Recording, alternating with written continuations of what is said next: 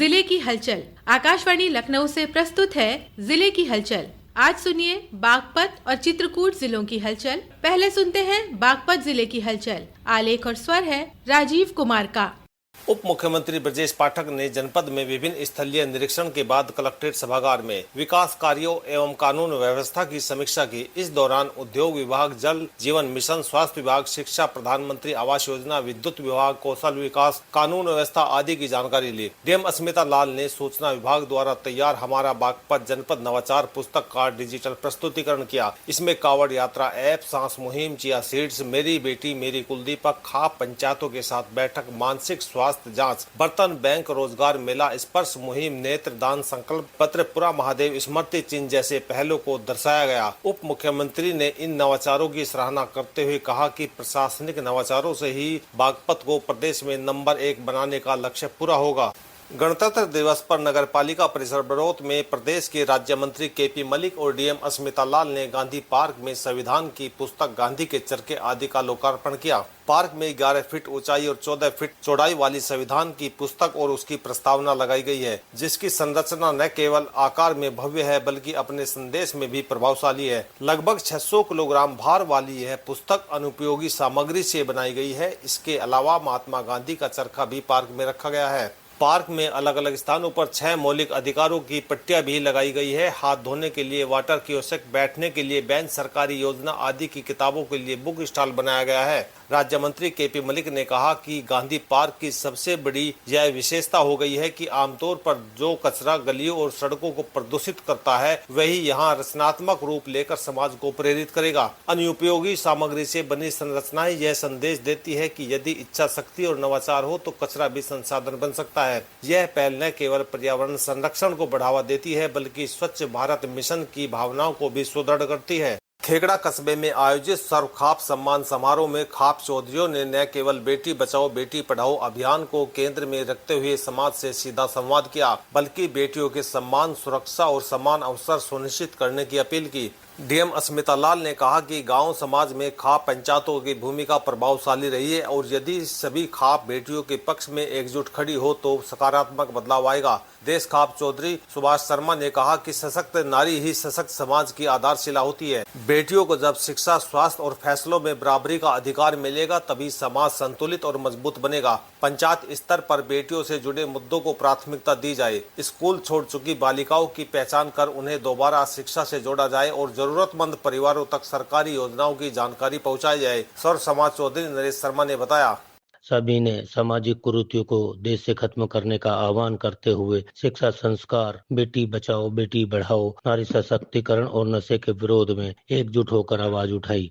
वित्तीय वर्ष 2026-27 के बजट निर्माण की प्रक्रिया में विकसित भारत यंग लीडर्स डायलॉग से जुड़े माय भारत मंच के युवाओं के सुझाव को भी शामिल किया गया है ताकि नीति निर्धारण में युवाओं की भागीदारी सुनिश्चित हो सके। माई भारत प्लेटफॉर्म के माध्यम से युवाओं की आवाज को संसद तक पहुंचाना इसी दिशा में एक महत्वपूर्ण कदम है। बागपत जैसे जिलों के लिए यह बजट नई उम्मीद लेकर आया है, जहां शिक्षा, डिजिटल, क्रिएटिव सेक्टर और स्थानीय विकास को गति मिलने की संभावना है। युवाओं की भागीदारी से बना यह बजट विकसित भारत के संकल्प को जमीन पर उतारने की दिशा में महत्वपूर्ण आधार तैयार करता नजर आ रहा है। बजट में शिक्षा से लेकर रोजगार तक पूरी श्रृंखला को मजबूत करने पर जोर दिया गया है ताकि युवा नई तकनीक और उद्योगों में अपनी जगह बना सके। इससे न केवल शिक्षा, स्टार्टअप, डिजिटल सेवा आदि के लिए नई संभावनाएं खुलेगी बल्कि बड़े शहरों पर बढ़ते दबाव को कम करने में मदद मिलेगी। विकसित भारत यंग लीडर्स डायलॉग में विकसित भारत टीम उत्तर प्रदेश के ग्रुप कैप्टन रहे अमन कुमार ने बताया। बजट में जो नई घोषणाएं की गई है जैसे कंटेंट क्रिएटर्स लैब एक इनिशिएटिव है युवाओं को आगे बढ़ाने के लिए, नई स्किल डेवलप करने के लिए, और जो टीयर 2, टीयर 3 सिटीज के लिए अलग से बजट प्राथमिकता के साथ में आवंटन की घोषणा की गई है। जिला प्रशासन ने स्पष्ट कर दिया है कि खनन के मामले में अब नियमों से खिलवाड़ बर्दाश्त नहीं किया जाएगा। इसी क्रम में खनन विभाग की टीमें सड़कों पर लगातार पहरा दे रही हैं। रॉयल्टी दिए बिना मिट्टी, बालू, डस्ट और मार्बल से लदे अपंजीकृत वाहनों के खिलाफ कार्रवाई की गई है। जनपद में विभिन्न स्थानों पर वाहनों को सीज किया गया है। अभियान के दौरान 16 गाड़ियों में से 6 पर 5,90,000 रुपए का जुर्माना लगाया गया, जबकि शेष 10 वाहनों को संबंधित थानों में सीज किया गया है। बागपत जिले की हलचल के बाद आइए सुनते हैं चित्रकूट जिले की हलचल। आलेख और स्वर है अजय प्रताप सिंह का।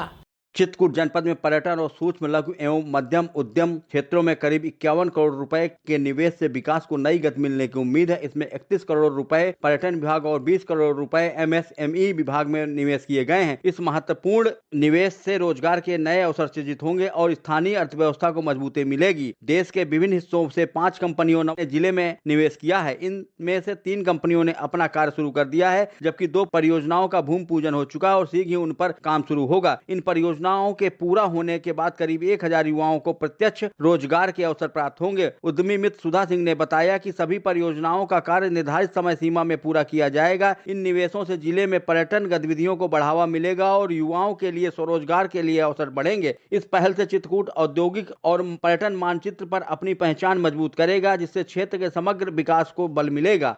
जनपद में विशेष रेल परियोजना झांसी खैरार मानिकपुर रेल लाइन के दोहरीकरण के तहत किसानों की भूमि अर्जित की जा रही है। इस प्रक्रिया के पहले चरण में ग्राम सराड़, शीतलपुर, तरवा और चंद्रघाना के कुल 37 किसानों को 97,55,259 रुपए का प्रतिकर उनके बैंक खातों में भेज दिया गया है। जिलाधिकारी पुलकित गर्ग ने बताया कि इस परियोजना के तहत सराहट, बहिलपुरवा, चंद्रामारा, अमिलिहा और कसहाई सहित लगभग 21 गाँवों में कुल 8.97 हेक्टेयर भूमि अर्जित की जाएगी। इसमें से केवल 0.38 हेक्टेयर सरकारी भूमि है। कुल 1188 किसानों की जमीन इस परियोजना के लिए ली जाएगी और उन्हें लगभग 11.67 करोड़ प्रतिकर के रूप में भी दिया जाएगा। मंगलवार को 37 किसानों को पहले ही प्रतिकर राशि उनके बैंक खातों में भेजी गई। जिलाधिकारी ने कहा कि किसानों को उचित मुआवजा और सुविधा दी जाएगी तथा परियोजना के दौरान किसी भी प्रकार की समस्या नहीं आने दी जाएगी। इस दोहरीकरण परियोजना के पूरा होने के बाद झांसी खैरार मानिकपुर रेल मार्ग की यातायात क्षमता बढ़ेगी और क्षेत्र में रेल सेवा और सुगम होगी। चित्रकूट बदल रहा है। 750 करोड़ रुपए से किले संवर रहे हैं। एक्सप्रेस वे बन गया है। पर्यटन विकास की आहट चहुओर साफ सुनाई पड़ रही है। चित्रकूट में 84 कोस तक फैले तीर्थ स्थल पर्यटन विकास के नजरिए से समृद्ध किए जा रहे हैं। तीर्थ क्षेत्र की सड़कें चौड़ी हो गई है। मिनी चंबल की घाटी के रूप में कुख्यात पाठा डकैत मुक्त हो चुका है। प्रदेश की इकलौते टेबल टॉप एयरपोर्ट देवांगना घाटी पर विमान उतर रहे हैं। झांसी मिर्जापुर हाईवे को चौड़ा करके बुंदेलों को रफ्तार दी गई है। इस हाईवे से ही बेड़ी पुलिया मोड़ से रामघाट की तरफ मुड़ते ही शानदार सड़क व प्रवेश द्वार बदलाव की कहानी बयां कर रहे हैं।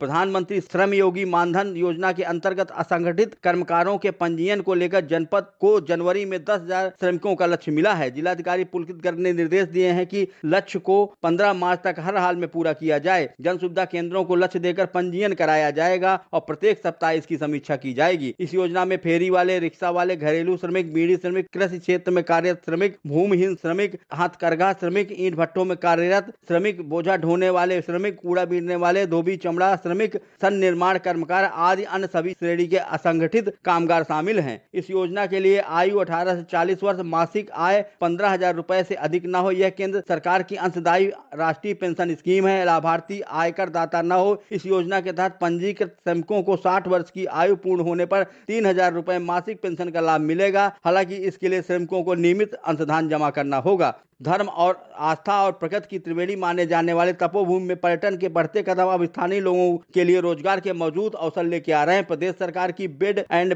ब्रेकफास्ट होम स्टे नीति 2025 के तहत पर्यटन स्थलों के आसपास रहने वाले लोग अपने 1 से 6 कमरों वाले आवास को होम स्टे के रूप में पंजीकृत कर अतिरिक्त आय अर्जित कर सकते हैं। अब तक 15 लोगों को लाइसेंस मिल चुका है। शासन द्वारा तपोभूमि को 50 होम स्टे का लक्ष्य दिया गया है। इसके सापेक्ष अब तक 45 आवेदन प्राप्त हो चुके हैं। पर्यटन विभाग, पुलिस व अन्य संबंधित विभागों की संयुक्त रिपोर्ट के बाद 15 आवेदकों को लाइसेंस प्रमाण पत्र जारी कर दिए गए हैं, जबकि शेष 30 आवेदनों का निरीक्षण पूर्ण कर आख्या तैयार कर ली गई है। एनओसी मिलते ही ये होम स्टे संचालन में आ जाएंगे। हवाई सेवा और वंदे भारत एक्सप्रेस ट्रेन के संचालन से पर्यटकों की संख्या में लगातार वृद्धि हो रही है। रानीपुर टाइगर रिजर्व, सबरी जलप्रपात का ग्लास ब्रिज, कामदगिरी परिक्रमा, रामघाट, हनुमानदारा जैसे धार्मिक और प्राकृतिक स्थलों के विकास से पर्यटकों के ठहराव की मांग तेजी से बढ़ी है। इसे पूरा करने के लिए होम स्टे अहम भूमिका निभाएंगे। जिलाधिकारी ने Uttar Pradesh bed and breakfast home stay नीति 2025 के तहत संयुक्त निरीक्षण एवं लंबित प्रकरणों के निस्तारण की समीक्षा की। उन्होंने निर्देश दिए कि पंजीकरण, निरीक्षण और स्वीकृत से जुड़े सभी प्रकरणों को समयबद्ध पारदर्शी निस्तारण सुनिश्चित किया जाए, ताकि पर्यटन को गति मिले और स्थानीय स्तर पर रोजगार सृजित हो सके।